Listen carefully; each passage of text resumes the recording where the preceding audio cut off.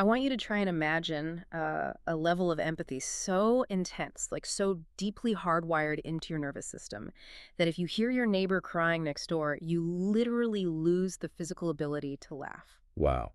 Yeah, that is an intense image. Right. And not just, feeling a pang of sympathy for them or walking over to offer a tissue. I mean, that your own personal capacity for joy is fundamentally, inextricably tied to their sorrow. It's an overwhelming thought. I mean, honestly, almost a terrifying one. It really is. But that exact concept of, well, radical, inescapable empathy is our starting point for today's deep dive. And it's a brilliant starting point because Yeah.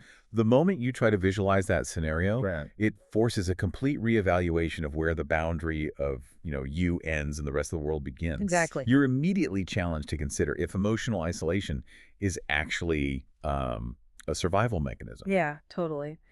And our mission today is to unpack a really unique, deeply poetic text from 2006.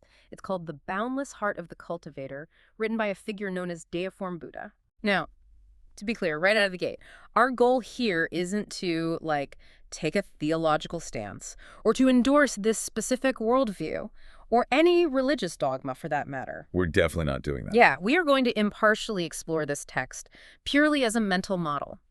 We want to examine how this document constructs the ideal spiritual practitioner, which it calls the cultivator, and what it actually means, functionally and psychologically, to try and align your heart with literally everything. From the dew on the grass outside your window to the highest cosmic forces. Exactly. Okay, let's unpack this.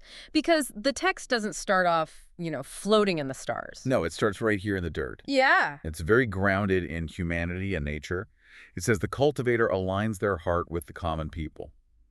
And it goes to the absolute extreme with this. Right. It explicitly states that as long as one kind, hardworking person is suffering out there, the cultivator refuses to enjoy personal joy. Right. And they view the world's parents as their own parents. And the world's children as their own children. Exactly. And the language used to describe this specific type of compassion is incredibly deliberate. It avoids the typical tropes of building an iron will or, a Yeah. stoic, impenetrable shield against the world's pain. Because usually that's the advice, right? Toughen up. Yeah, exactly.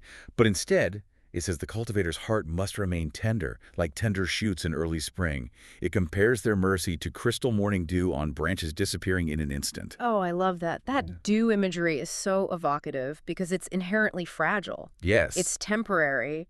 It suggests an empathy that doesn't brace for impact, but just allows itself to be delicate. And it demands that this compassion be applied in the absolute most microscopic of contexts. The text actually argues that mercy must be shown even in spaces as small as a snail's horn. A snail horn. Wow. Yeah, and care must be demonstrated in a fraction of a second, like a flint light. That is so specific. It is. The mechanism here is about forcing mindfulness into the micro moments. Mm-hmm. I mean, empathy isn't reserved for grand, sweeping tragedies on the evening news. It has to be woven into the cellular fabric of space and time. It's like taking the phrase, "it takes a village," and just scaling it up to the entire human race. Right. And then pushing it even further into the entire biological ecosystem. Because it's not just people, right? The text points out that trees, flowers, insects, they all exist in this harmonious, supportive relationship with the cultivator. They do. But, okay, this brings me to a massive point of friction. I'm reading this and I'm thinking about you, the listener, navigating the modern 24-hour news cycle. Oh, yeah. If you absorb every tragedy, isn't that incredibly exhausting? You would be, yeah. How does someone actually function if they are literally carrying the world's sorrows on their shoulders? I mean, if my neighbor crying means I can't laugh, and there's always someone crying somewhere on earth. Don't you just become completely paralyzed by grief? Exactly. Yeah. How do you get out of bed? Well, what's fascinating here is that the text actually anticipates that exact psychological trap. Oh, really? Yeah, it isn't advocating for wallowing in a perpetual state of depressive paralysis. What it's actually describing is an active dissolution of the ego as a coping mechanism. Okay, break that down for me. How does losing your ego stop you from, burning out on empathy? So think about why empathy is exhausting in the first place. Okay. It's exhausting because there is an I that is carrying the burden of them. There is friction between your personal desires and the world's pain. Right. The text emphasizes that the cultivator aligns with nature, the mountains, the rivers, the vast lands, viewing them as the carrier of life. But crucially, the cultivator takes only what is strictly needed. So they systematically remove personal greed. Exactly. By removing the personal ego from the equation, the sorrow they feel isn't a selfish despair about how bad the world is. It's just a shared reality. Wow, okay. They aren't carrying the burden alone because the boundary has vanished. They are the world, and the world is them. As the text puts it, my heart merges with all things, and all things live within my heart. So the exhaustion we normally feel comes from the ego actively fighting against the sorrow or trying to manage it. Yes, exactly. But if there's no ego, the sorrow just like flows through the system like water through a riverbed. That's the ecological harmony of the soul the text is aiming for. Mm. However, even with ego dissolution, the text recognizes a practical limitation here. Thank goodness, because I was about to say. Right. Staying entirely in that microstate dwelling constantly on the dewdrop, the snail's horn, the neighbor's immediate tears, it creates an unsustainable intensity. It turns you into a raw, exposed nerve. Precisely. So, to prevent this hyperempathy from literally destroying the cultivator, the text introduces a spectacular cognitive release valve. And this is where the mental model violently shifts gears. It really does. Because if radical empathy makes you a raw nerve, you need a way to process that data without short-circuiting. So the text zooms out, and I don't mean it just steps back to look at the whole planet. Oh, no, it goes way further. We go from the literal horn of a snail to the vast cosmos. The text states that the cultivator's heart must now align with the universe, calling the universe the cradle of my consciousness. It expands the scale so drastically that earthly problems become mathematically microscopic. Yeah. I mean, the text describes the cultivator traversing 36-dimensional spaces and 36 worlds. 36 dimensions. Yeah, it speaks of the twinkling stars sending greetings and the sun and moon moving specifically to protect and bless them. This isn't just poetic sci-fi imagery. It is a profound exercise in cognitive reframing. It's a survival mechanism. Exactly. You go from feeling every single broken heart on Earth to visually cruising through 36 dimensions. And there's this highly specific concept about harmony introduced here that I just have to bring up. Oh, about good and evil. Yeah, the text talks about the clash of good and evil giving birth to sainthood and the interplay of yin and yang creating the beauty of transformation. But there's a line in there that sounded shockingly modern to me. Which one? It says the cultivator finds harmony by discarding the highest and lowest scores. Right. To find the beauty of moderation. It's a striking phrase. That sounds exactly like judging Olympic gymnastics. It really does. You drop the outlier high score, you drop the outlier low score, and you look at the solid middle to find the true baseline. But practically speaking, how does this cosmic scale and this gymnastic-style idea of discarding the extremes actually help the cultivator deal with the earthly suffering we just talked about? That is the big question. Like, how does zooming out to 36 dimensions help you deal with the crying neighbor? Well, if we connect this to the bigger picture, it's entirely about emotional regulation through extreme perspective. When your consciousness is operating in a 36-dimensional space, the tragedy of a single moment, while still deeply felt because of your radical empathy, is immediately contextualized within the infinite.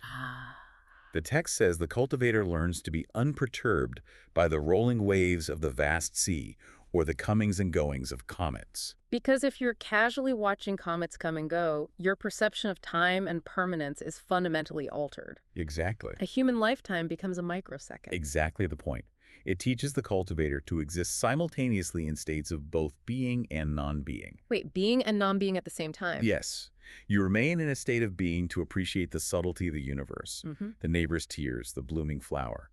But you hold that alongside a state of non-being to understand the limitlessness of the cosmos. Oh, wow. By discarding the highest and lowest scores, which represent extreme euphoric ecstasy and extreme paralyzing despair, you force your nervous system to find serenity amidst turbulence.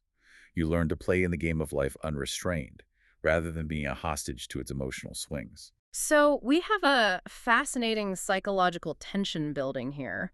We have this cultivator who is deeply, tenderly grounded in the pain of the common people, yet they're mentally surfing through 36-dimensional space just to keep their empathy from burning them alive. Yes, it's a massive balancing act. And navigating that insane dual state requires incredibly powerful tools.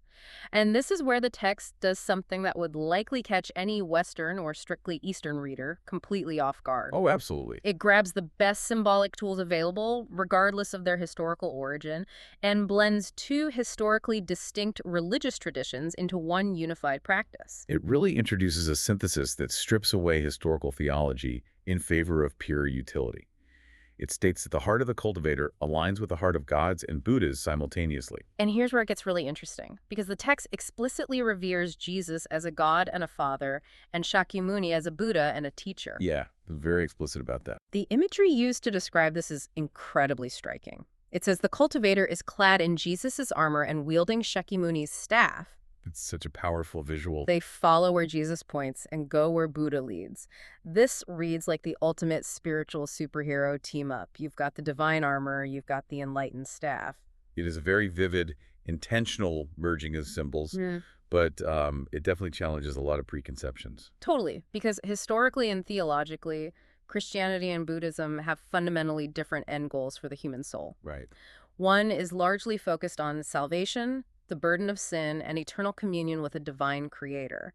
The other is focused on recognizing the illusion of the self, achieving liberation from the cycle of rebirth, and entering emptiness or nirvana. Very different trajectories. Those are opposing trajectories.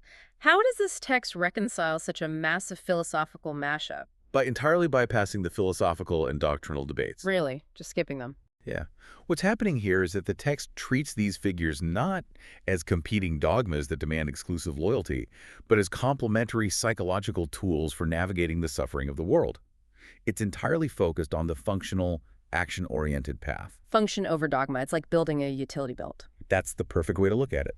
It synthesizes the essence of both figures to solve the cultivator's core problem. Okay, make that concrete for me. So the text says, what Jesus desires is our desire, and Buddha's teachings are our actions. Let's look at the specific tools. The armor of Jesus represents protection, divine love, and fatherly care. Okay. If you are a raw nerve feeling the pain of the entire world, you need armor to survive the onslaught of that empathetic data without being destroyed. Right. But love alone doesn't give you a roadmap through the illusion of reality. For that, you need the staff of Buddha. The staff represents wisdom, the teacher's guidance, detachment, and the navigation of karma. I see. So you wear the armor of divine love so the world's pain doesn't crush you, but you wield the staff of enlightened detachment so you know exactly where you are walking and don't get tangled up in the drama of it all. Exactly. It's an incredibly pragmatic approach to spiritual development. It asks the central question: what mental framework do you need to be perfectly compassionate and perfectly detached at the exact same time? Wow. You need the ultimate historical symbol of suffering love and the ultimate historical symbol of enlightened detachment. By merging consciousness with both, the cultivator doesn't have to choose between caring and letting go. They do both simultaneously.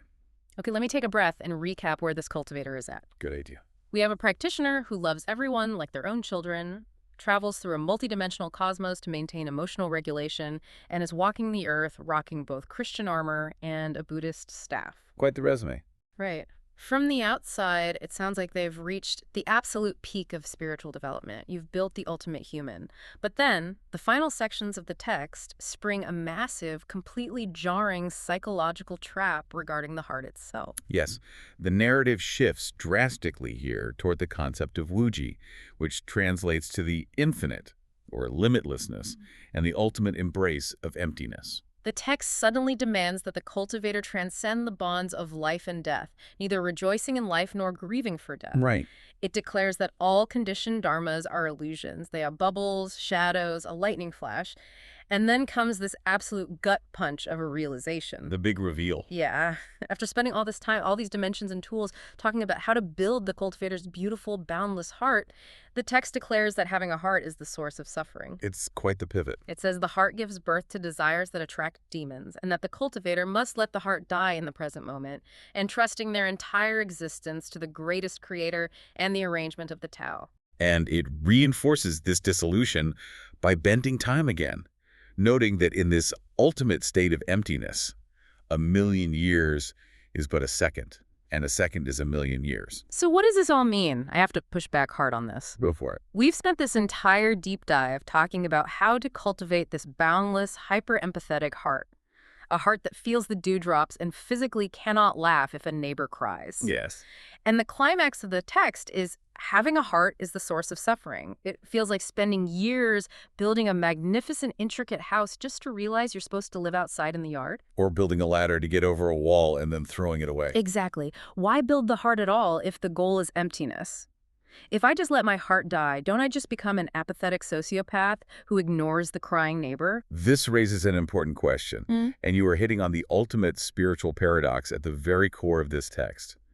It seems contradictory, but the process is strictly sequential. Sequential, meaning you absolutely cannot skip to the end. Never. The text argues that you cannot just start at emptiness. If you start your journey by declaring having a heart is suffering so I will feel nothing, you aren't enlightened. You're just emotionally stunted. Exactly. You're disconnected and apathetic. Yeah. To use your analogy, you are standing at the bottom of the wall with no ladder, staring blankly at the bricks. Right. You must first develop profound compassion. You must build the ladder. You must feel the pain of the common people, appreciate the snail's horn, and put on the armor.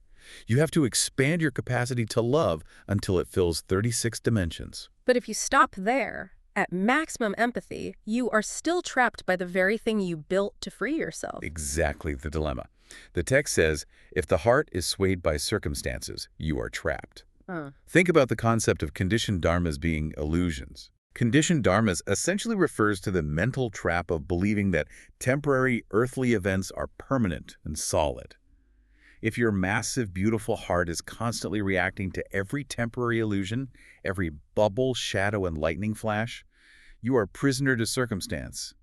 Your empathy becomes a cage. Oh, man. So letting the heart die in the present moment isn't about becoming cold, robotic, or sociopathic. Not at all. It's about putting the ladder down once you are over the wall. You've used empathy to connect with everything, and now you must release the attachment to that empathy so you aren't dragged down by it. Yes. By adopting a heart of emptiness, you associate with others through what the text beautifully calls natural come-and-go relations. Come-and-go relations. Yeah.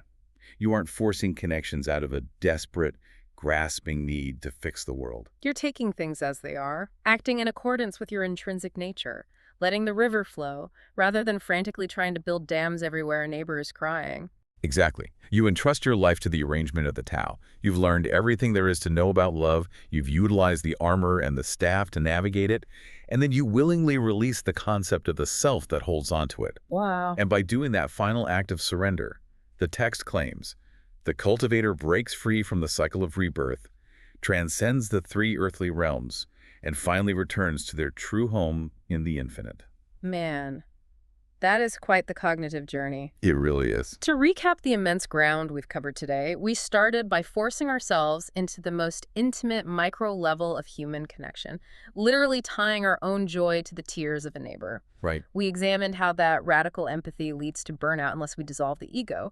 We then expanded that empathy until it forced us into a 36-dimensional universal perspective just to mathematically regulate the emotional weight. Essential for survival. Totally. Then we put on the armor of Jesus and held the staff of Buddha to functionally navigate that overwhelming space. And finally, we realized we had to drop the ladder. We had to dissolve the very heart we just painstakingly built into the infinite Tao to avoid being imprisoned by our own compassion. It's a remarkable architectural feat of philosophy. And if we pull this all the way back to you, the listener, whether you consider yourself deeply religious, casually spiritual, or just a secular person trying to survive an increasingly chaotic modern world, the psychological framework presented here is intensely relevant. I couldn't agree more. We are all constantly bombarded with global suffering through a 24-hour news cycle. We all face the threat of empathy burnout. Learning how to balance deep, delicate compassion caring for the world like a dewdrop with the cosmic detachment of discarding the highest and lowest scores, well, it offers a brilliant blueprint for managing your emotional bandwidth. Yeah, it really does. It gives you a mental model to engage deeply with the world's problems without being utterly consumed by them. It completely reframes how you look at your own capacity to care. Which brings me to one final thing I want to leave you with, something to chew on while you go about the rest of your day. Let's hear it. If the text claims that having a heart is the ultimate source of suffering, but we also learned it's the exact non-negotiable prerequisite for connecting with all living things, could it be that the ultimate goal of the human experience isn't to figure out how to avoid suffering at all. Oh, that's interesting. Maybe the real goal is simply to master the art of feeling it completely, letting it shatter you in 1 millisecond and entirely letting it go in the next. A profound thought to end on. The true freedom might just be in the release. Next time your neighbor cries, you might just hear it a little differently.